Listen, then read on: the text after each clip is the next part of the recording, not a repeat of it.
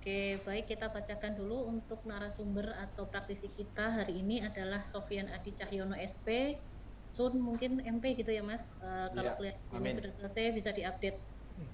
Jadi beliau bergerak di bidang organik agrososiopreneur. Latar belakang pendidikannya adalah jurusan agroteknologi, Fakultas Pertanian dan Bisnis Universitas Kristen Satya Wacana, UKSW Salatiga. Kemudian saat ini sedang menempuh pendidikan Magister Ilmu Pertanian di kampus yang sama. Untuk profesinya, beliau adalah owner atau CEO dari Sayur Organik Merbabu atau SOM. Boleh di-track di Instagramnya, aktivitasnya ya. Adik-adik biasanya lebih senang kalau ngecek langsung ke Instagram. Kemudian Ketua Kelompok Tani dan Pusat Pelatihan Pertanian Perdesaan Swadaya atau P4S Citra Muda. Kemudian beliau juga fasilitator dan asesor pertanian organik di LSP Pertanian Organik atau LSPPO. Kemudian Duta Petani Milenial Kementerian Pertanian RI. Kemudian prestasinya ini berderet-deret ini ya. Ada Young Farmer Entrepreneur untuk di kampusnya, kemudian delegasi Food Organic Youth from IFOAM Asia di Taiwan 2019, kemudian juara 2 Festival Pangan Bermutu Dinas Ketahanan Pangan Jateng 2019, kemudian ada juara terfavorit Trubus Pusala Swadaya 2019, kemudian pernah menjadi petani muda bertalenta yang mengadakan Petrokimia Gresik di tahun 2020, kemudian juara 1 Wirausaha Muda oleh Dinas Pendidikan Pemuda dan Olahraga Kabupaten Semarang, kemudian P4S berprestasi kelas madya levelnya Kementan, kemudian penggerak usaha hortikultura inovatif yang diadakan oleh Kementan, kemudian penggerak klaster ketahanan pangan subsektor hortikultura terbaik versi Bank Indonesia tahun 2021, kemudian UMKM pertanian terdigital di Bank Indonesia, KPW Jawa Tengah, dan yang terakhir kemarin delegasi Six Organic Youth Forum IFOAM Asia di Filipina.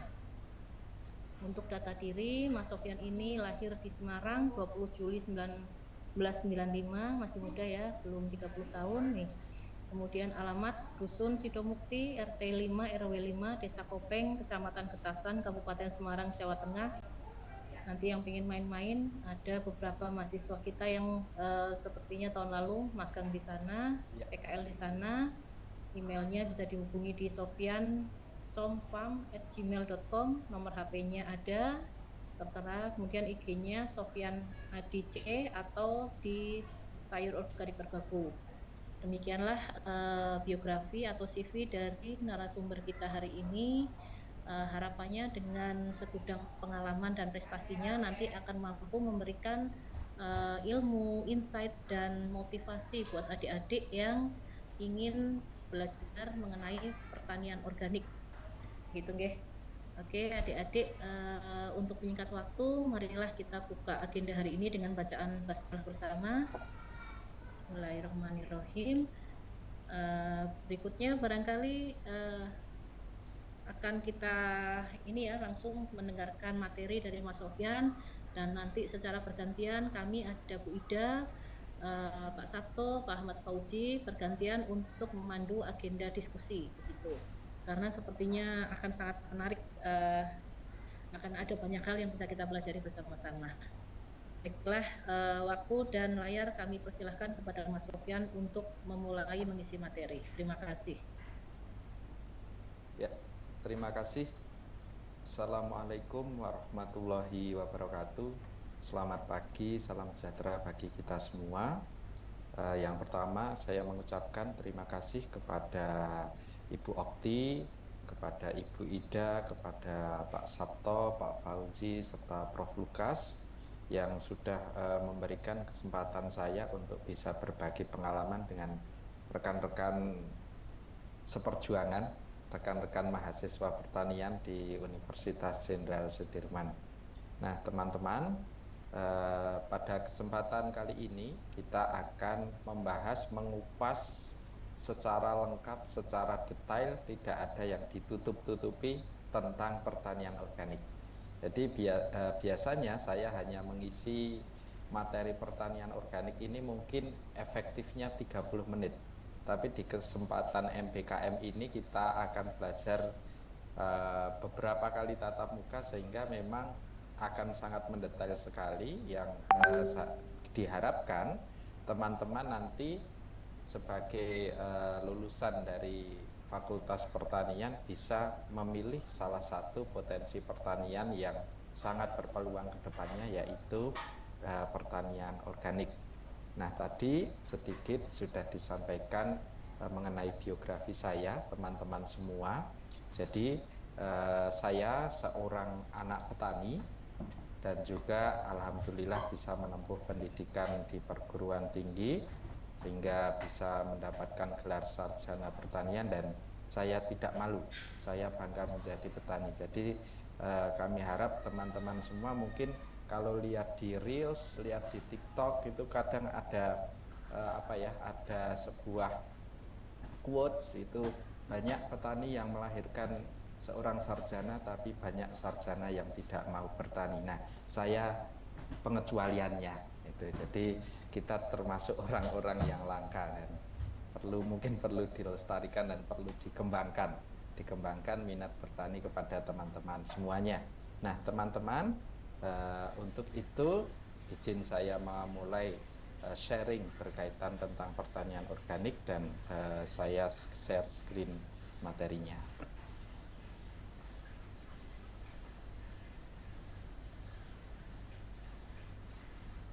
Ya. Oke, sudah terlihat di layar sih. Jadi Sudah, ya, sudah. materi yang akan saya sampaikan pada pertemuan yang pertama ini adalah pengenalan dulu. Apa itu sistem pertanian organik? Nah, sebelum kita masuk ke materi, latar belakang kegiatan saya adalah bertani sayuran organik, namun saya tidak sendiri, melainkan kita bersama dengan para petani muda yang lain. Jadi saya mengajak para petani yang lain untuk ikut bersama-sama menanam sayuran organik, supaya kalau kita mendapatkan keuntungan juga bukan hanya untuk diri saya sendiri, tapi juga untuk orang lain. Kemudian ilmu yang saya dapatkan di bangku kuliah juga tidak hanya untuk diri saya sendiri, melainkan bisa untuk kita bagikan kepada petani-petani yang lain untuk memajukan pertanian kita. Nah, kita memiliki sebuah kelompok tani yang diberi nama Kelompok Tani Citra Muda. Untuk produknya ini kita beri brand sayur organik merbabu atau Songfresh, dan kita punya sebuah hashtag yaitu yang muda yang bertani, dengan harapan bisa memotivasi generasi muda supaya teman-teman semua tertarik menjadi petani. Karena ternyata teman-teman, setelah kita gali, setelah kita lakukan dengan manajemen yang baik, dengan ilmu pengetahuan, sektor pertanian itu sangat menjanjikan. Nah, selain berbisnis, kami juga memiliki satu unit pelatihan yang namanya P4S Citra Muda, yang kita bergerak juga di bidang, di kegiatan pembelajaran khususnya tentang agribisnis pertanian organik. Ini melalui kunjungan lapang, melalui pelatihan, melalui magang kerja, melalui seminar, dan salah satunya ini melalui MBKM praktisi mengajar, kerjasama kami dengan Fakultas Pertanian Universitas Jenderal Sudirman. Nah, untuk lebih lengkapnya teman-teman bisa menyimak video profil kegiatan kami berikut ini. Perkenalkan, nama saya Sufyan Adi. Saya pemilik dari Sayur Organik Merbabu, sekaligus ketua dari Kelompok Tani Citra Muda.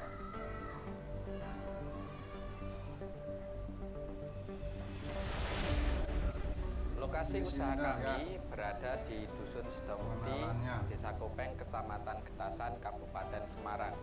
Kurang lebih kita mengelola 10 hektar lahan pada ketinggian 1.300 meter di atas permukaan laut. Lahan kita kelola, kita tanami kurang lebih ada 50 jenis sayuran organik yang sudah tersertifikasi Organik Indonesia dan juga halal dari MUI. Beberapa contoh sayuran yang kami tanam seperti kale, kemudian ada selada iceberg, ada buncis, ada brokoli, ada tomat, dan masih banyak lagi sayuran yang kami budidayakan. Untuk proses budidaya sayuran organik dimulai dari pengolahan lahan, kemudian pemupukan menggunakan kompos dari kotoran ternak, kemudian kita lakukan penanaman, kemudian perawatan sayuran meliputi penyiraman, pembersihan gulma, dan juga pengendalian hama penyakit. Kemudian saat panen tiba, kita lakukan pemanenan sesuai dengan kriteria yang dibutuhkan oleh pasar. Keunggulan dari kelompok tani Citra Muda adalah kita anggotanya masih muda-muda, jadi ada 30 orang, usianya 20 sampai 30 tahun. Sehingga bisa dikatakan kelompok tani kami ini anggotanya adalah para petani milenial. Untuk inovasi yang kami lakukan, yang pertama dari segi pasca panen, kita menggunakan teknologi plasma ozon, sehingga sayuran yang kita cuci itu akan lebih segar dan lebih tahan daya simpannya.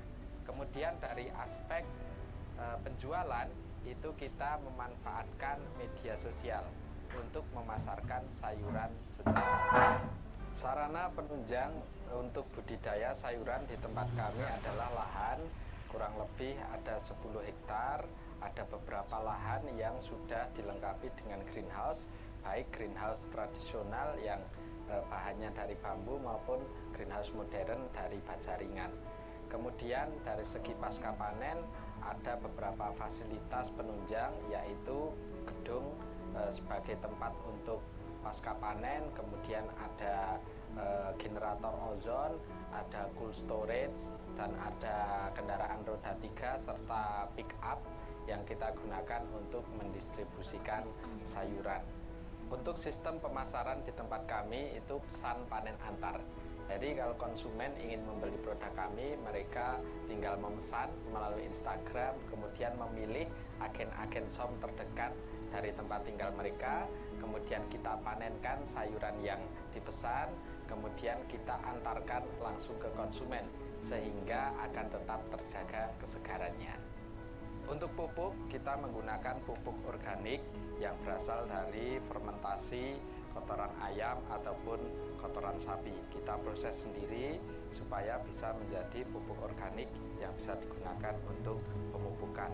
Kemudian untuk pengendalian hama penyakit, kita menggunakan pestisida nabati yang berasal dari ekstrak aneka tanaman yang kita temukan di sekitar kita, sehingga sayurannya bisa tetap bagus dan juga sehat. Kita juga mendapatkan beberapa bantuan dari pemerintah. Dengan adanya kelompok tani kami ini juga bisa dimanfaatkan oleh masyarakat sekitar. Kita mempunyai jalur usaha tani yang bisa digunakan untuk transportasi. Kemudian juga kita memiliki embung air yang bisa digunakan sebagai sumber pengairan, terutama apabila sudah memasuki musim kemarau. Untuk perekrutan anggota di kelompok tani kami ini secara sukarela, jadi kita tidak ada pungutan. Yang penting anggota ini mau untuk ikut bersama-sama dan juga berkomitmen untuk menanam sayuran secara organik. Untuk sertifikat produk yang sudah kami peroleh, kita memiliki sertifikat organik Indonesia dari Innovis dan juga memiliki sertifikat halal dari Majelis Ulama Indonesia. Beberapa penghargaan yang sudah kami peroleh, yang pertama kita pernah menjadi juara terfavorit dari majalah Trubus Kusala Swadaya. Kemudian kita juga pernah mewakili Indonesia di ajang Organic Youth Forum di New Taipei City, dan juga saat ini saya menjadi salah satu duta petani milenial Kementerian Pertanian Republik Indonesia. Citra Muda yang muda yang bertani.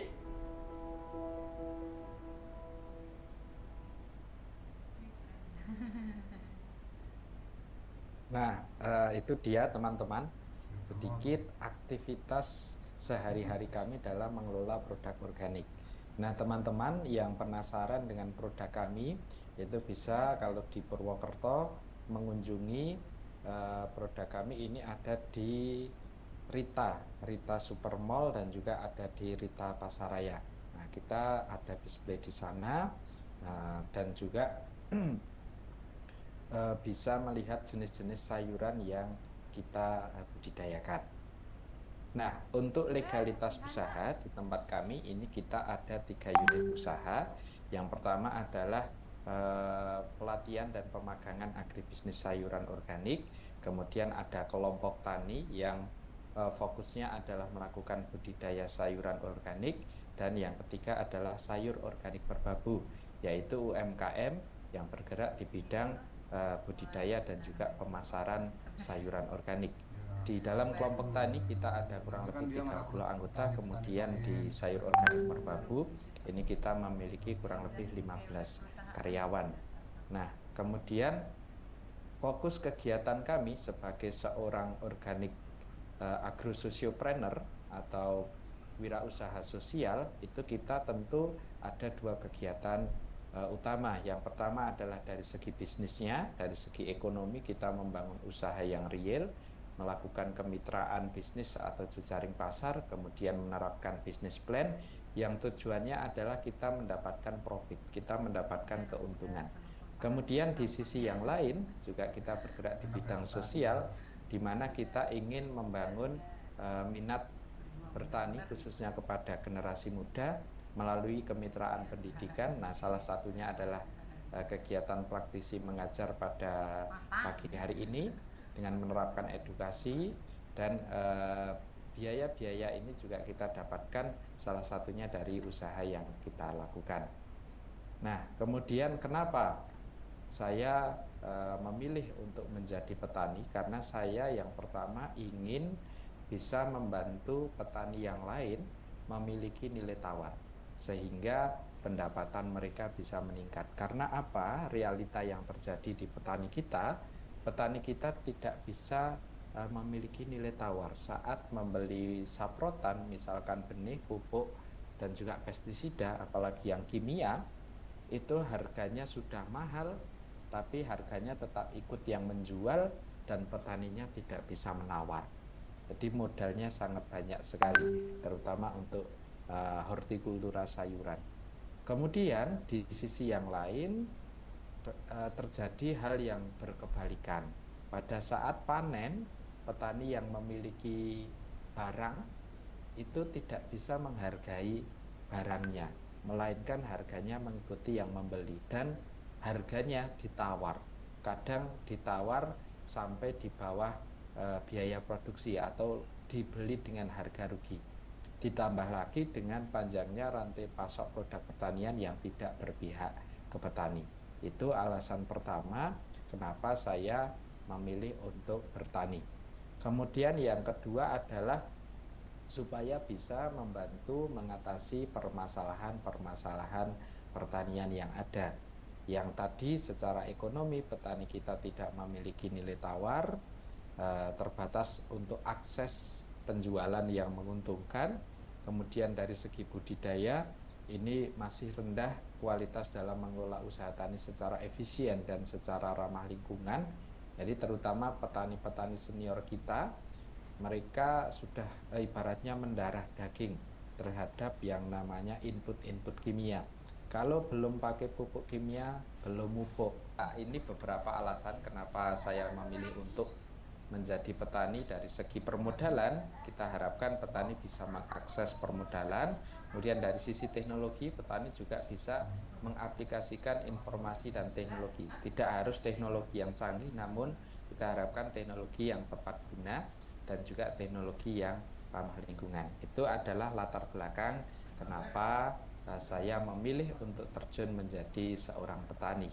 Kemudian di sisi yang lain, ini kenapa saya spesifik untuk memilih bertani organik, karena kita sudah merasakan bahwa lahan kami semakin tidak subur, kemudian juga serangan OPT semakin tidak terkendali, kemudian petaninya juga rentan sakit, harga pupuk dan pestisida semakin mahal, dan harga sayur konvensional ini naik turun dan dipermainkan tengkulak, sehingga kita memilih pertanian organik dengan latar belakang tersebut. Nah, Sebenarnya apa sih tujuan bertani organik? Tujuan bertani organik utamanya adalah kita sebagai petani dapat menyediakan bahan pangan yang aman dikonsumsi bagi kesehatan petani dan konsumen serta tidak merusak lingkungan pertanian. Jadi saya eh, pernah bertemu dengan Presiden Organik Asia. Beliau mengatakan bahwa kalau kamu ingin menjadi orang yang kaya atau dikatakan rich people, janganlah bertani organik.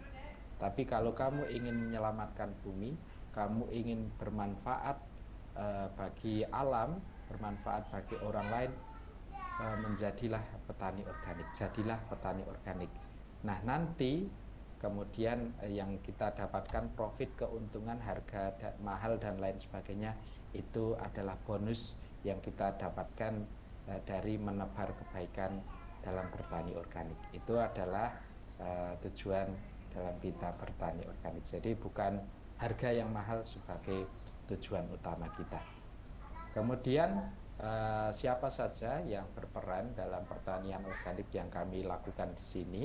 Jadi kita bagi menjadi 5 subsistem agribisnis. Yang pertama di input produksi, kita bekerja sama dengan Karang Taruna, namanya Karang Taruna Dharma Remaja, yang dimana di situ sebagai sentra ternak, sehingga kita manfaatkan limbah ternaknya untuk diolah menjadi pupuk organik padat maupun pupuk organik cair. Kemudian yang selanjutnya di subsistem usaha tani kita bekerja sama dengan kelompok tani citra muda dan juga mitra petani organik yang lain. Kemudian di sisi pemasaran ini kita dengan sayur organik merbabu. Dan tidak hanya itu, kita juga bekerja sama dengan pihak-pihak lainnya, misalkan dari Dinas Pertanian, dari Lembaga Sertifikasi Organik, dari NGO, Aliansi Organik Indonesia, dari Penjaminan Mutu Berbasis BCS, PAMOR, kemudian juga dengan perguruan tinggi dalam hal ini, hari ini dengan Universitas Jenderal Sudirman dan juga dengan media untuk menyebarkan informasi tentang pertanian organik supaya pertanian organik bisa lebih maju dan lebih berkembang di negara tercinta kita.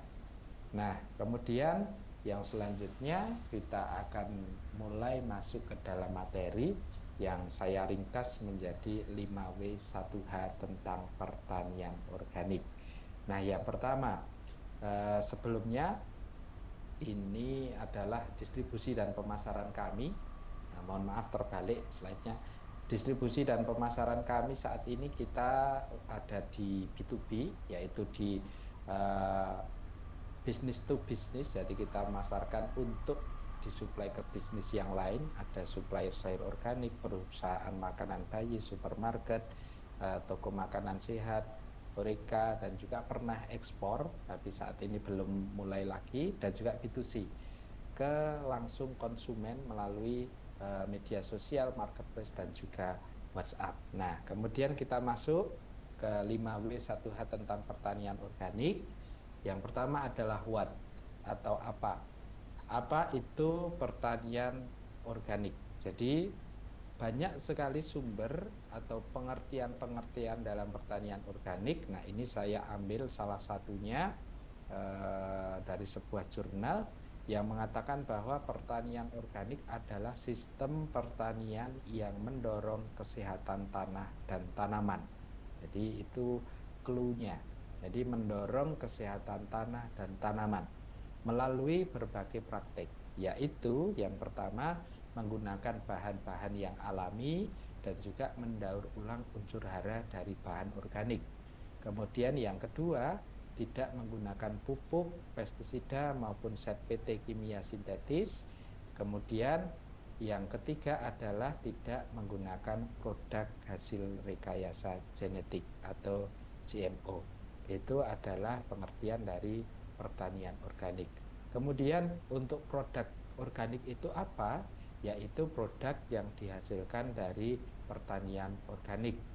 Namun di Indonesia ini menurut SNI 6729 tahun 2016, organik sendiri adalah istilah pelabelan yang menyatakan bahwa suatu produk telah diproduksi sesuai dengan standar sistem pertanian organik dan disertifikasi oleh lembaga sertifikasi organik. Nah, kenapa pertanian organik itu perlu dilakukan sertifikasi? Itu tujuan utamanya adalah untuk melindungi konsumen, supaya konsumen benar-benar mendapatkan produk pertanian yang organik. Kemudian selanjutnya adalah apa saja ruang lingkup untuk produk organik. Jadi produk organik ini saat ini terus berkembang. Yang pertama ruang lingkupnya adalah tanaman organik. Jadi di situ ada sayur, ada buah, ada beras, ada jagung, ada kedelai, ada rempah, ada kopi, ada gula, ada jamur, dan lain sebagainya, serta produk turunannya. Itu tanaman organik. Kemudian juga ada ternak organik yang nanti outputnya adalah daging organik, susu organik, madu organik, ikan organik, dan turunannya atau olahannya. Kemudian ada juga input organik, dalam hal ini adalah benih organik, pupuk organik, pestisida organik, dan pakan organik, serta ada juga produk liar. Jadi pengumpulan produk asal tanaman, baik daun, bunga, akar, batang, dan buah, atau juga madu hutan dan jamur yang tumbuh liar di hutan tanpa dibudidayakan. Itu adalah ruang lingkup produk organik. Nah, yang akan banyak kita bahas pada kesempatan kali ini adalah tanaman organik, khususnya adalah sayuran. Nah, dalam pertanian organik juga ada 4 prinsip.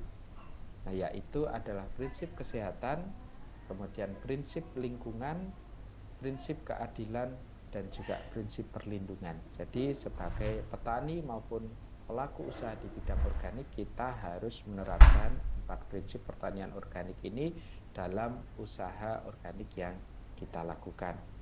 Nah, kemudian juga apa saja kelebihan, kelemahan, kemudian peluang dan ancaman di dalam pertanian organik itu sendiri.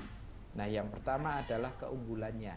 Jadi ini saya kutip dari jurnal, kemudian juga ditambah dari pengalaman-pengalaman konsumen kami yang mengkonsumsi produk organik.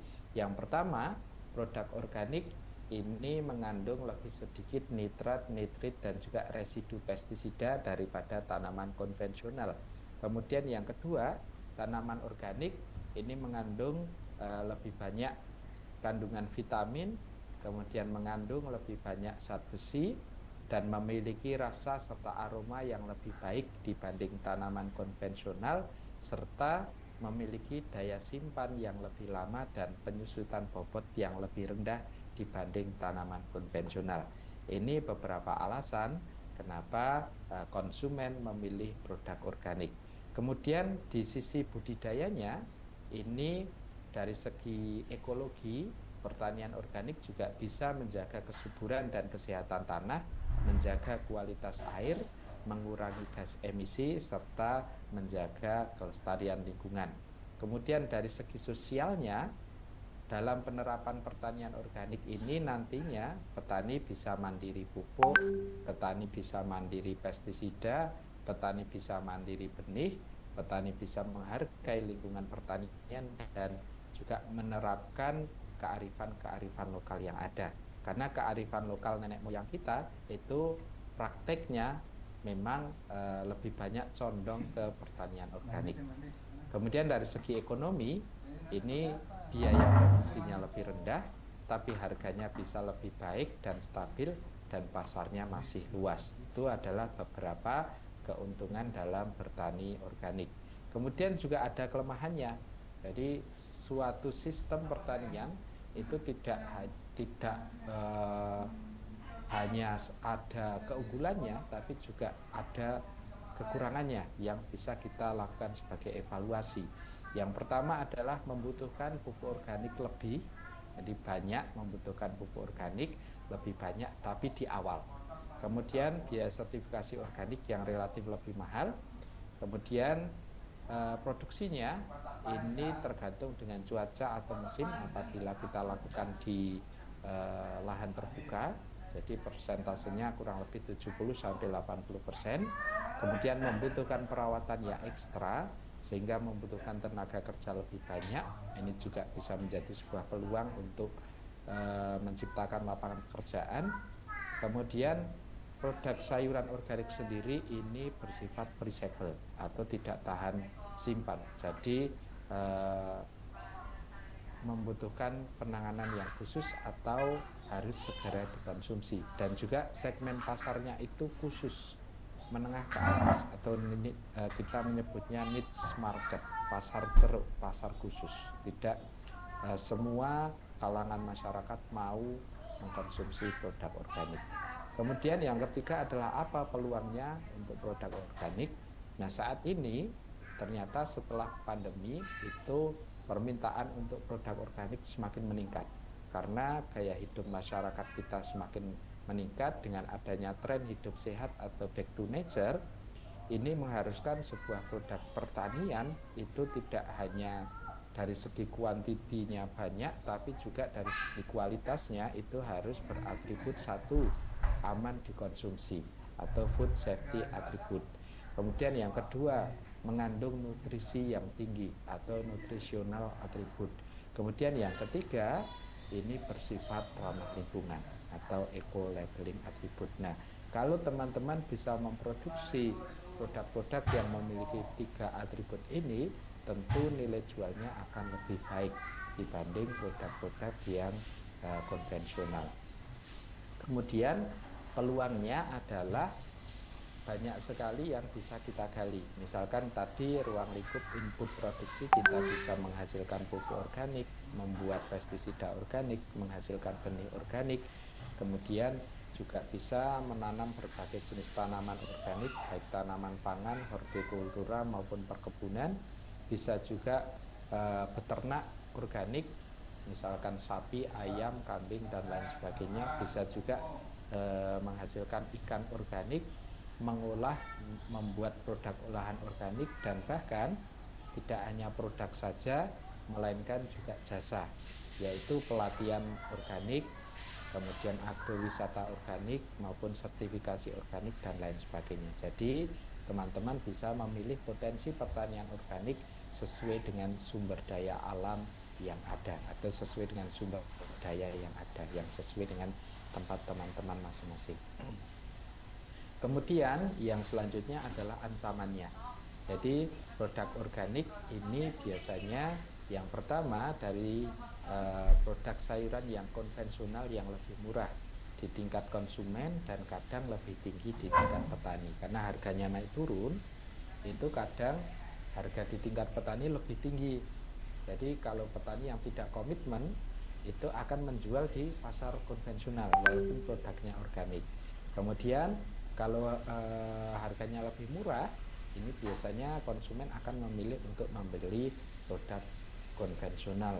Kemudian juga klaim produk konvensional sebagai produk organik dengan harga lebih murah. Nah, inilah pentingnya sertifikasi. Tapi sertifikasi juga tadi harganya lumayan mahal, dan juga ada beberapa produk organik yang tanpa sertifikasi dengan harga yang lebih murah. Nah, sebenarnya menurut saya ini tidak terlalu menjadi ancaman. Nah, ancaman yang sebenarnya itu yang mengklaim produk organik tapi ternyata produknya tidak organik, atau sudah sertifikasi tapi produknya tidak organik. Kemudian juga pemahaman konsumen yang menganggap bahwa produk hidroponik sama dengan produk organik, dan juga adanya produk organik import. Itu beberapa ancaman-ancaman dalam kita mengelola pertanian organik. Nah, selanjutnya adalah where, di mana kita bisa melakukan pertanian organik. Nah, sementara ini produk organik adalah produk yang dihasilkan di tanah atau soil based agriculture, yaitu di lahan yang benar-benar bersih dari paparan kimia. Bila masih ada residu pupuk maupun pestisida kimia, ini nantinya harus dilakukan proses konversi, yaitu dibersihkan dulu dengan penggunaan pupuk-pupuk alami, pupuk organik maupun pupuk hayati. Kemudian selanjutnya adalah when. Sebenarnya kapan sih pertanian organik ini dimulai? Jadi menurut sejarah, pertanian organik sebenarnya sudah dikenal semenjak manusia mengenal ilmu bercocok tanam atau sekitar zaman Mesolitikum 10.000 tahun yang lalu. Jadi bisa dikatakan pertanian organik ini adalah pertanian yang paling lama dikenal oleh peradaban manusia, karena pada waktu itu masih menggunakan bahan-bahan alami. Nah, kemudian pertanian organik di dunia sekarang sudah memasuki 3 era. Kalau kita mengenal era peradaban, saat ini kita sudah masuk di era Society 5.0, sementara di pertanian organik kita sudah memasuki di era organik 3.0. Nah, jadi kalau organik 1.0 itu sekitar 19 tahun 1920 sampai 1970, ini mengenai siapa penemunya, kemudian langkah-langkah apa yang akan kita lakukan.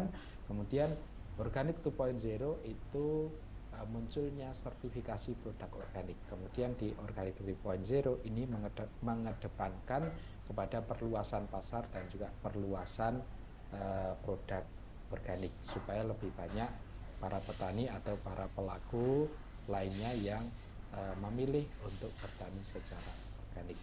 Jadi logonya adalah seperti ini, Organic 3.0. Nah, kemudian apa saja strateginya yang dilakukan pada saat ini untuk bertani secara organik? Kita bisa menggabungkan praktek-praktek pertanian modern dan juga tradisional dengan mengacu pada budaya setempat atau kearifan lokal. Jadi walaupun pertanian organik itu pertanian yang paling lama, tapi juga tidak menutup kemungkinan untuk kita padukan dengan teknologi.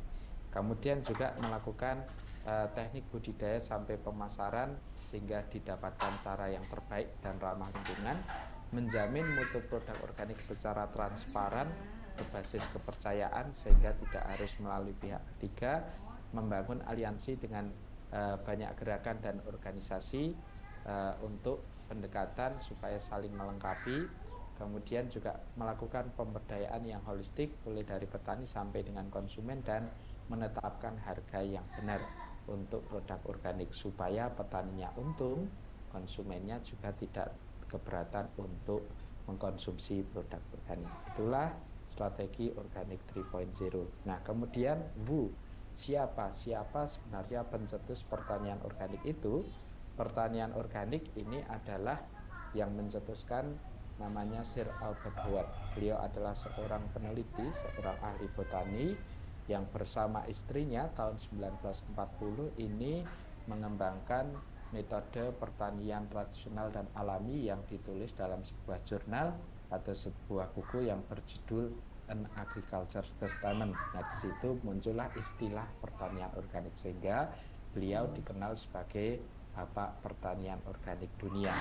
Kemudian pertanian organik masuk di Indonesia ini melalui Pater Agato Elsener. Jadi beliau adalah pendiri dari pusat pengembangan organis bernama Yayasan Bina Sarana Bakti yang ada di Bogor. Kemudian masuk di tempat kami atau dikenalkan di tempat kami, ini dikenalkan oleh Pak Suwadi di tahun 2007. Nah, kenapa beliau memilih untuk beralih ke pertanian organik? Karena tadi yang saya sampaikan, lahannya sudah semakin rusak, harga pupuk pestisida semakin mahal, dan beliau memiliki tujuan bukan karena harganya yang mahal, tapi supaya keluarganya sehat, sayur yang ditanam sehat, sehingga bisa menyehatkan banyak orang, dan lahannya ini bisa tetap sehat supaya bisa diwariskan ke generasi berikutnya. Itulah pencetus pertanian organik. Nah, kemudian saya mulai mengelola usaha di bidang pertanian organik ini sebenarnya tidak sengaja, tidak pernah saya rencanakan sebelumnya, tidak langsung masuk kuliah di pertanian ingin berbisnis organik tidak, tapi saya melihat sebuah peluang waktu itu ada kegiatan kewirausahaan. Jadi saya tidak punya basic wirausaha sama sekali, benar-benar dari nol saya mencoba belajar bisnis pertanian ini melalui kegiatan PKM, semacam kegiatan PKMK tapi di aras fakultas. Waktu itu dari kurang lebih 30 orang peserta yang mendaftar, alhamdulillah saya langsung bisa mendapatkan juara 1. Dari situ saya mendapatkan permodalan yang saya tulis di proposal 15 juta, yang saya terima 15 juta nolnya grinding 1. Nah, itu jadi saya memulai usaha sayur organik merpati dari modal kampus sebesar 1,5 juta yang saya gunakan untuk membeli alat pemas sayuran, dan saya launching ini di acara kampus waktu itu malam hari. Ternyata langsung rame, tapi rame yang nonton, maksudnya tidak banyak yang membeli. Yang membeli ini sebagian besar dosen-dosen saya, karena mungkin kasihan melihat mahasiswanya nggak laku-laku jualan sayuran.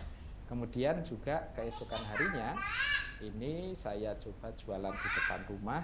Waktu itu juga harapan saya akan laris, karena sayuran yang di pinggir jalan yang ala kadarnya saja laku, apalagi kalau yang standar supermarket kita jual di pinggir jalan. Dan ternyata saat pagi itu masih semangat, lagunya Selamat Pagi. Kemudian seiring berjalannya waktu itu cuaca mulai mendung tanpa udan istilahnya.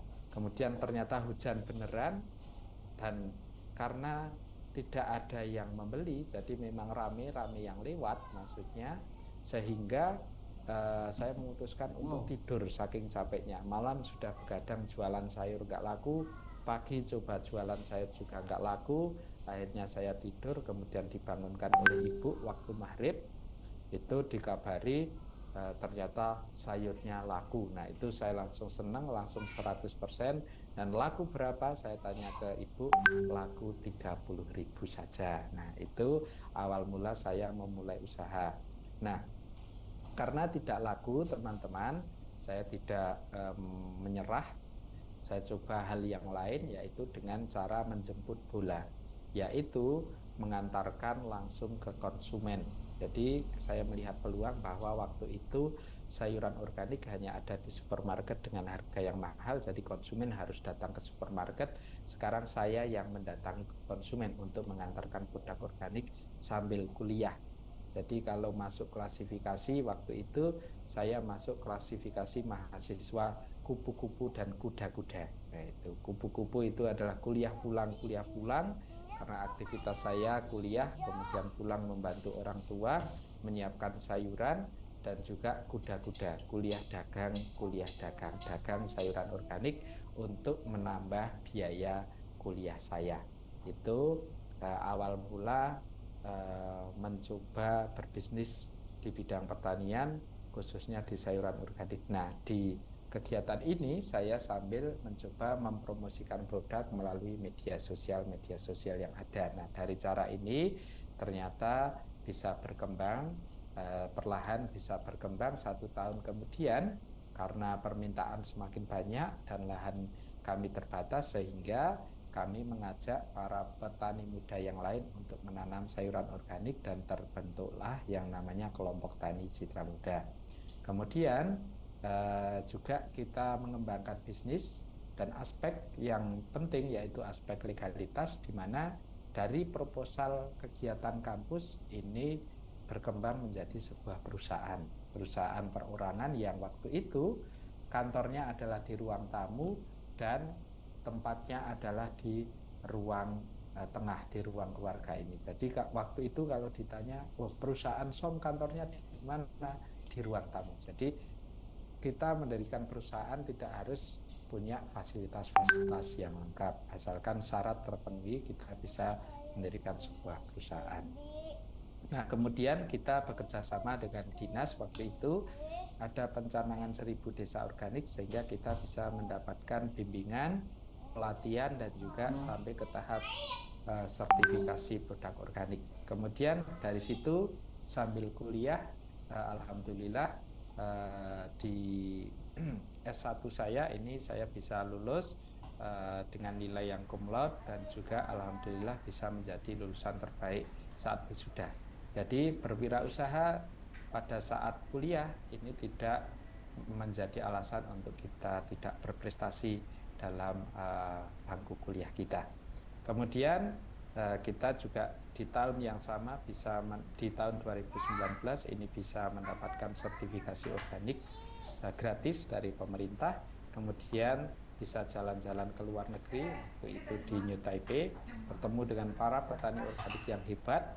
Di situ intinya saya belajar tentang betapa teknologi pertanian itu sudah sangat maju di belahan dunia yang lain, di negara yang lain. Tapi ternyata teman-teman saya ini yang ada di Korea yang sudah menerapkan teknologi yang canggih, mereka juga iri ternyata teman-teman terhadap pertanian kita, karena kalau di sana mau nanam cabai, mau nanam kentang itu harus nunggu sebelum musim dingin untuk tanaman kentang. Kalau untuk tanaman cabai, untuk tanaman semangka, ini karena dua-duanya ini adalah petani tersebut, itu butuh musim kemarau, atau bukan musim kemarau tapi musim panas untuk menghasilkan produk-produk tersebut. Tapi kalau di tempat kita bisa menanam apapun, kapanpun, dimanapun. Itu yang menjadi pembelajaran saya waktu belajar di Taiwan. Kemudian di tahun 2020 ini juga tidak luput dari yang namanya corona. Kita terimbas kurang lebih 3 bulan, tapi ternyata 4 bulan atau bulan berikutnya ini permintaan akan produk sayuran organik itu meningkat drastis, meningkat pesat. Karena orang butuh sehat dan juga orang tidak mau atau takut membeli di tempat-tempat ramai, sehingga memilih pemasaran secara online. Nah, dari hal itu ternyata menjadi daya tarik Bapak Gubernur Jawa Tengah, yaitu Bapak Ganjar, untuk mengunjungi tempat kami. Kemudian juga disusul oleh Bapak Menteri berkunjung ke tempat kami, dan juga saya diundang beliau untuk dilantik menjadi salah satu duta petani milenial Kementerian Pertanian. Saya mendapatkan tugas amanah dari beliau untuk menyebarkan virus bertani kepada teman-teman semua, dan ini juga merupakan hal yang tidak pernah saya impikan sebelumnya, di mana anak seorang petani, seorang yang berprofesi petani, diundang oleh menteri untuk berbagi pengalaman. Itu sebuah hal yang membanggakan bagi saya. Mungkin di slide ini saya yang berfoto dengan Bapak Menteri. Di tahun yang akan datang teman-teman juga bisa bertemu dengan orang-orang hebat dengan menjadi seorang petani. Nah, kemudian di tahun 2021 kita mendapatkan penghargaan dari Bank Indonesia. Nah, itu pertama kali saya bertemu langsung dengan Bapak Presiden, namun karena kondisi masih corona sehingga saya tidak bisa foto dengan beliau. Nah, itu cita-cita saya yang belum terpenuhi, pengen foto bareng Pak Presiden. Semoga di lain kesempatan bisa gitu. Nah, kemudian yang terakhir ini di tahun 2023 dengan bertani organik sudah bisa jalan-jalan ke luar negeri lagi. Di Filipina ini sebagai delegasi Indonesia di Organic Youth Forum di Filipina. Nah, teman-teman semua yang berfoto dengan saya ini adalah para sarjana pertanian yang berprofesi sebagai petani organik. Jadi tidak ada yang lulusan SMA di situ, ada yang S1, S2, S3, bahkan ada yang sedang profesor di bidang pertanian organik. Jadi luar biasa sekali, mereka tidak malu sebagai sarjana dan juga sebagai seorang petani. Nah, di situ saya tidak hanya belajar tentang hal tersebut, tapi ada hal yang menurut saya sangat luar biasa, yaitu pertanian organik di Filipina ini sebenarnya tidak lebih lama dibanding pengembangan pertanian organik di Indonesia, dan lahannya itu tidak lebih subur dibanding lahan Indonesia. Nah, ini teman-teman bisa lihat di layar bahwa ini adalah salah satu lahan yang saya jumpai, di mana lahan ini hanya berkisar 70 meter di atas permukaan laut. Jadi di belakang ini sudah langsung laut. Dilihat juga ada banyak pohon kelapa, tapi ternyata bisa ditanami berbagai jenis sayuran dan hasilnya juga subur. Dan ini petani-petani di sana, jadi mungkin karena kita masih satu rumpun jadi tidak ada bedanya. Saya di sana juga dianggap kayak orang Filipina, saya menganggap juga mereka kayak orang Indonesia. Nah, kemudian tanahnya, nah ini bisa dilihat teman-teman semua. Tanahnya sangat gersang sekali. Ini tidak lebih subur dibanding tanah kita. Tapi bisa kita lihat hasil-hasil yang pertanian yang dihasilkan. Nah, ini buah pipino atau buah timunnya bagus sekali, besar. Nah, kenapa bisa seperti itu? Karena di sana menerapkan pertanian organik untuk menghasilkan sayuran bahan yang ada. Ini contoh-contohnya. Ini beberapa contoh tanaman yang ditanam. Ada sayur, ada tanaman ubi, terus kemudian ada tanaman terong yang di sana mulsanya ada yang pakai mulsa organik, jadi manfaatkan dari sekitar, dari sersah-sersah daun-daun kelapa, kemudian juga sersah-sersah dari daun-daun pepohonan yang ada di sekitar. Ini beberapa contohnya.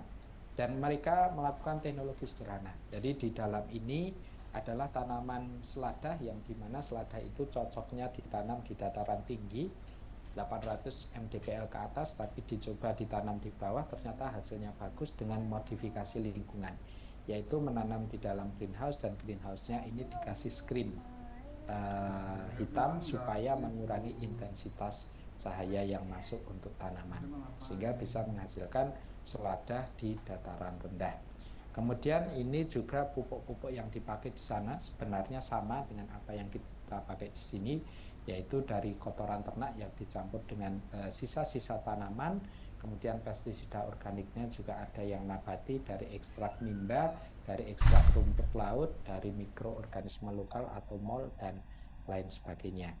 Nah, kemudian rahasia yang selanjutnya yaitu ternyata tanaman-tanaman lahan-lahan yang kosong di sekitar tanaman pohon kelapa ini untuk serabut kelapanya ini ditaruh di pinggiran, ini sebagai sumber bahan organik dan juga sumber kalium organik, dan di sela-selanya ini ditanami tanaman legum. Tanaman legum ini mampu mengikat nitrogen sehingga kandungan nitrogen di dalam tanah ini bisa meningkat dan memanfaatkan kompos dari limbah ternak. Itu beberapa strategi yang diterapkan petani Filipina untuk mengembangkan lahan yang tandus menjadi lahan yang subur, menghasilkan produk-produk yang sehat dari pertanian organik. Nah, itu adalah sedikit pengalaman saya dalam membangun pertanian organik. Kemudian yang selanjutnya adalah strategi dalam membangun bisnis pertanian organik. Nah, ada 8 yang saya lakukan. Yang pertama, dalam mengelola pertanian organik kita harus menyiapkan tempat dan menyiapkan lahannya. Jadi tempatnya itu tidak boleh bercampur dengan produk non-organik. Kemudian alatnya juga tidak boleh bercampur, dan untuk lahan ini kita harus melalui yang namanya proses konversi lahan atau proses peralihan lahan. Nah, waktunya ini lumayan lama, jadi kita memang harus berproses, harus bersabar 1-2 tahun untuk tanaman semusim, kemudian 1,5 sampai 3 tahun untuk tanaman tahunan. Jadi di tahun pertama produk kita belum bisa langsung dikatakan produk organik, melainkan produk konversi. Kemudian dari tahun pertama sampai tahun kedua juga masih produk konversi, baru di tahun ketiganya ini bisa dikatakan produk kita organik.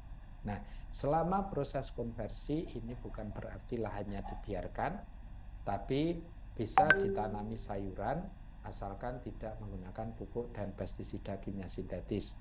Terus kemudian lahan yang dibero atau yang dibiarkan selama 2 tahun itu bisa langsung menjadi lahan organik, asalkan saat pembukaan lahan tidak dilakukan pembakaran. Karena pembakaran ini tidak sesuai dengan prinsip pertanian organik yang nomor 2, yaitu prinsip ekologi, di mana dengan dibakar banyak mikroorganisme yang mati. Kemudian yang selanjutnya adalah pada masa konversi tidak boleh digunakan secara bergantian. Misalkan setelah konversi terus pakai kimia, terus dikonversi lagi, ini tidak boleh. Kemudian kalau kita ingin menanam di polybag, ini tidak harus melalui masa konversi, asalkan tanah yang digunakan berasal dari tanah atau lahan organik. Misalkan kita ambil dari tanah-tanah di bawah rumpun bambu atau tanah-tanah di hutan dan lain sebagainya yang memang tidak tercemar bahan kimia. Nah, kenapa kok perlu dilakukan konversi lahan? Itu supaya yang pertama bisa memulihkan kesuburan dan kesehatan tanah. Kemudian yang kedua adalah supaya cemaran atau residu bahan kimia yang dilarang, bahan kimia sintetis ini berkurang selama masa konversi. Kemudian juga bisa menumbuhkan mikroorganisme maupun makroorganisme yang menguntungkan, dan juga yang paling penting ini bisa supaya bisa merubah sikap atau pelaku atau petani organik pada masa adaptasi penyesuaian. Jadi yang kebiasaan pakai pupuk kimia ini bisa belajar istilahnya mencegah hasrat untuk memupuk menggunakan pupuk kimia dengan dia gantikan menggunakan pupuk organik. Nah, proses peralihan ini tidak bisa instan sehingga diperlukan yang namanya proses konversi. Itu dari segi persiapan lahan. Kemudian juga yang selanjutnya adalah kita harus membuat barrier atau pembatas atau juga buffer zone atau zona penyangga di pinggiran lahan dengan cara membuat jalan atau parit atau menanam tanaman yang lebih tinggi dan rapat dari tanaman budidaya. Jadi ini misalkan kita memiliki lahan yang akan kita gunakan sebagai lahan organik, tapi bersebelahan langsung dengan lahan konvensional, itu diperlukan yang namanya tanaman barrier atau tanaman pembatas di sini. Fungsinya apa? Supaya kalau misalkan petani ini nyemprot pestisida, itu tidak langsung mengenai tanaman kita. Nah, pembatasnya ini ada macam-macam, ada jalan, ada parit, tapi ini membutuhkan biaya yang mahal. Ini biasanya kita dapatkan melalui jalur usaha tani atau pembuatan irigasi teknis, ini biasanya dari pemerintah. Kalau kita sendiri ini butuh investasi yang mahal, tapi selain itu dengan cara yang lebih sederhana, kita bisa menanami dengan tanaman yang lebih tinggi maupun dengan tanaman yang lebih rapat. Jadi contohnya kita tanami tanaman refugia, kita tanami tanaman jagung, kita tanami tanaman rumput gajah, atau juga bisa menanami dengan tanaman yang sama tapi beda varietas. Ini contohnya di pertanian padi organik. Jadi ditanami kurang lebih 2 meter, ini adalah padi yang varietasnya beda. Nah, untuk tanaman-tanaman yang berada di zona penyangga ini atau yang berfungsi sebagai pembatas itu tidak bisa diklaim sebagai tanaman organik. Jadi nanti kalau misalkan ini padinya dipanen, jagungnya dipanen, ini harus dipisah dari produk organik. Itu biasanya kita jual di pasar biasa atau yang lain. Nah, kemudian yang kedua adalah persiapan air. Jadi selain tanah, kita juga perlu menyiapkan airnya, di mana untuk air itu kita bisa menggunakan sumber dari mata air alami. Namun kalau tidak ada, kita bisa menggunakan air dari saluran irigasi maupun air dari sungai dengan membuat kolam filtrasi seluas minimal 0,1% dari total luasan lahan yang diairi atau 1 meter persegi untuk 1000 meter lahan. Yang di situ kita beri tanaman fitoremediasi, misalkan tanaman enceng gondok atau tanaman abu-abu, dan bisa ditambahkan ikan sebagai indikator. Jadi misalkan air kita ini tercemar pestisida, biasanya ditandai dengan ikan yang mabuk atau ikan yang mati. Itu sebagai pencegahan. Nah, kemudian yang selanjutnya adalah berkaitan dengan benih. Jadi komponen-komponen dalam pertanian organik tadi ada lahan, ada air, kemudian selanjutnya adalah benih. Benih ini sebenarnya harus diupayakan berasal dari benih lokal, hasil pertanian organik. Tapi kalau tidak memungkinkan, tidak tersedia baik dari segi waktu maupun dari segi kuantitas atau hal yang lain, ini dapat menggunakan benih yang dijual di pasaran atau benih hibrida non-GMO dengan beberapa perlakuan pencucian supaya coating yang menyelimuti benih ini bisa dihilangkan, yaitu dengan cara menggunakan air hangat, direndam dengan air hangat atau air cucian beras atau air leri, bisa juga direndam dengan larutan BGPR.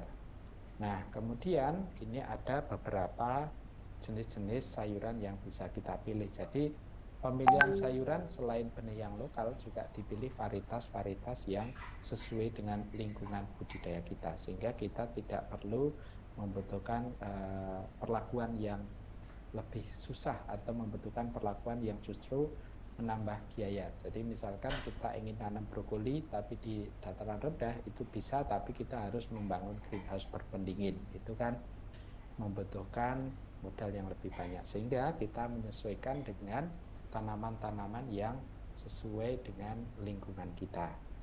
Kemudian yang selanjutnya, pengolahan lahan di pertanian organik juga tidak boleh dilakukan terlalu sering. Jadi tidak boleh setiap kali kita menanam dicangkul terus, nah itu tidak boleh. Sehingga untuk apa? Untuk mengurangi atau untuk apa ya istilahnya, mencegah aktivitas-aktivitas, mengurangi aktivitas-aktivitas yang nantinya bisa mengganggu aktivitas mikroorganisme maupun makroorganisme yang ada di tanah. Sehingga di tempat kami itu kita menerapkan yang namanya 3 sistem olah tanah, yaitu olah tanah total atau maksimum tillage, kemudian olah tanah minimal atau minimum tillage, dan juga tanpa olah tanah atau zero tillage. Nah, caranya bagaimana? Yang pertama, ini olah tanah total biasanya kita lakukan setahun sekali. Jadi misalkan kita lakukan di bulan pertama, kita tanami tanaman, bisa tanaman yang umbi, bisa tanaman yang lama, misalkan tomat, terong, timun, dan lain sebagainya. Bisa juga kita tanami tanaman yang panennya cepat. Nah, kalau tanaman yang panennya cepat, misalkan selada, sawi, itu hanya panen 1 bulan. Nanti setelah panen tidak harus kita olah lahan, melainkan seperti ini bisa kita ambil, kita cabut akarnya, kita lubangi lagi, kita kasih pupuk organik, dan langsung kita tanami, jadi tanpa olah tanah. Nah, kemudian 6 bulan berikutnya ini kondisi tanah biasanya akan mulai padat, sehingga kita lakukan pengolahan tanah minimal, yaitu hanya dicangkul, tidak dibalik, yang di bagian bedengannya saja. Jadi yang di paritnya ini tidak kita olah. Nah, itu kita kasih pupuknya juga berbeda. Untuk olah tanah total itu kita pakai 10 ton per hektar. Untuk tanpa olah tanah ini kita 1 genggam atau sekitar 100 gram per lubang tanam. Kemudian untuk olah tanah minimal kita pakai setengah dari dosis utama, yaitu 5 ton per hektar. Itu penggunaan pupuk organik di tempat kami. Kemudian berkaitan lagi dengan pemupukan, itu kita dilarang keras menggunakan yang namanya pupuk kimia sintetis. Kemudian juga alternatifnya kita bisa menggunakan pupuk organik yang padat maupun cair, misalkan kompos, pupuk kandang, pupuk hijau, pupuk hayati, pupuk organik cair, dan lain sebagainya. Kemudian kalau kita membeli baik itu pupuk maupun dekomposer, itu harus yang berlabel organik. Nah, contohnya seperti ini. Ini ada pupuk Ponska.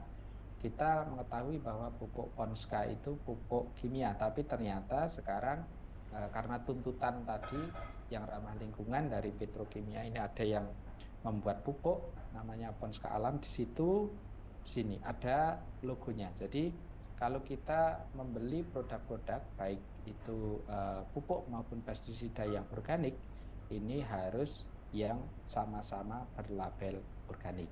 Itu untuk yang sudah menerapkan sistem sertifikasi organik, itu supaya sesuai dengan sistem pertanian organik. Kemudian ini ada beberapa bahan-bahan yang boleh dipakai. tadi, ada juga bahan yang tidak boleh dipakai. Ini secara rinci diatur di SNI 6729 tahun 2016 tadi. Kemudian untuk pengendalian hama penyakit, ini yang pertama kita bisa memilih varietas yang tahan. Nah, ini contohnya ada contoh varietas cabai yang tahan virus. Jadi kita memilih varietas yang tahan dulu. Terus kemudian melakukan rotasi tanaman. Jadi kita tidak menanam tanaman yang sefamili di penanaman berikutnya. Harus kita rotasi. Misalkan selada kita ganti dengan sawi, kita ganti dengan tomat, kita ganti dengan buncis dan lain sebagainya. Kemudian melakukan sanitasi lahan, membersihkan gulma-gulma yang ada, tapi juga tidak boleh disemprot dengan herbisida kimia, melainkan kita ambil secara manual, kita pendam di lahan supaya menjadi kompos. Kemudian juga melakukan kultur teknis yang baik, misalkan kita tumpang sarikan, kemudian juga melakukan penanaman di dalam greenhouse, pelestarian musuh alami, dan penggunaan pestisida nabati maupun hayati. Nah, untuk pestisida ini banyak sekali yang bisa kita pakai. Kalau yang tidak boleh itu adalah pestisida yang kimia sintetis atau pestisida yang berasal dari produk GMO dan antibiotik. Nah, untuk pestisida yang boleh ini banyak, ada pestisida nabati, ada pestisida hayati, ada juga senyawa anorganik yang senyawa kimia tapi alami. Jadi tidak hanya senyawa kimia sintetik yang nggak boleh, tapi ada yang boleh, yaitu senyawa kimia yang alami. Contohnya adalah tembaga hidroksida dan juga tembaga oksiklorida, karena ini berasal dari batuan-batuan alami dan lain sebagainya. Masih banyak sekali yang bisa kita pakai. Nah, kemudian yang keenam itu adalah panen, pengemasan, dan juga branding. Nah, pemanenan ini harus dilakukan pada masa, waktu, dan cara yang tepat. Jadi kalau sayuran umur 30 hari setelah tanam, berarti kita harus panen 30 hari tersebut. Kalau terlalu lama nanti sudah terlalu tua, kalau terlalu muda juga belum optimal. Kemudian waktu yang tepat untuk sayuran itu setelah embun kering, jadi sebelum matahari terlalu terik, jadi sekitar jam 8 sampai jam 10-an, supaya tanaman tidak layu dan tidak basah. Kemudian penanganan pasca panen sayuran organik itu tidak diperkenankan menggunakan bahan-bahan yang dapat merusak. Contohnya adalah fumigasi dan sejenisnya. Nah, untuk bahan yang boleh kita pakai adalah ozon, sehingga kita menggunakan ozon. Terus kemudian setelah panen kita lakukan kegiatan pasca panen yang meliputi pembersihan, kemudian sortasi atau pemilahan, kemudian pengkelasan atau grading, pengemasan atau packaging, dan pelabelan atau branding, agar kualitas dari produk sayuran organik ini terjaga dan juga bisa dikenal oleh konsumen. Nah, kemudian strategi yang bisa kita lakukan dalam membangun bisnis organik itu adalah menerapkan standarisasi mutu.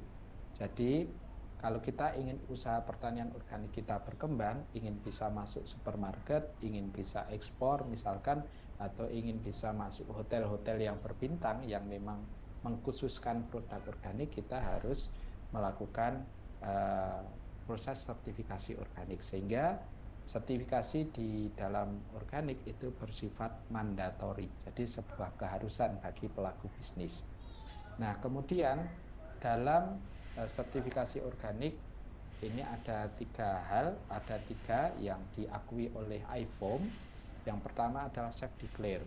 Jadi kita mendeklarasikan bahwa ini diproduksi secara organik. Namun di Indonesia sendiri seringkali disalahartikan, sehingga self declare ini kadang kita produksinya belum organik atau masih semi organik sudah diakukan sebagai produk organik, atau produknya masih proses konversi kita diakukan sebagai organik, karena pemahaman petani organik biasanya berbeda-beda. Masih banyak petani organik yang belum memahami sistem standarisasi organik atau memahami SNI organik. Nah, kemudian dari situlah muncul yang namanya sertifikat organik, supaya konsumen itu benar-benar mendapatkan produk organik. Nah, dari situ muncullah yang namanya sertifikasi pihak ketiga. Nah, sertifikasi pihak ketiga ini bisa menjamin bahwa produk itu benar-benar organik tapi harganya tadi mahal, sehingga muncullah yang namanya PGS atau Participatory Guarantee System. Kalau di Indonesia ini dikenal sebagai PAMOR, penjamin mutu organik. Nah, berkaitan dengan sertifikasi nanti akan kita bahas lebih detail di pertemuan berikutnya. Jadi teman-teman stay terus di kuliah tamu ini, wah kayak di channel YouTube ya. Nah, kemudian teman-teman, yang terakhir dalam kita membangun pertanian organik adalah harus tetap tekun dan juga konsisten, karena tadi proses dalam bertani organik membutuhkan waktu yang lumayan lama, tantangannya juga banyak, dalam memulai usaha juga tidak bisa langsung berjalan mulus, ada saja kendalanya, sehingga kita harus tetap tekun dan juga konsisten. Jadi ini saya kutip dari Bapak almarhum B.J. Habibie, bahwa apabila kamu memutuskan untuk menekuni suatu bidang, jadilah yang konsisten, karena itulah kunci keberhasilan yang sebenarnya. Nah, demikian yang bisa saya sampaikan sebagai pengantar kita dalam belajar tentang pertanian organik. Semoga teman-teman bisa memahami. Apabila ada hal-hal yang kurang jelas bisa ditanyakan. Mohon maaf apabila ada kesalahan atau kekurangan pada saat penyampaian materi. Saya akhiri. Assalamualaikum warahmatullahi wabarakatuh.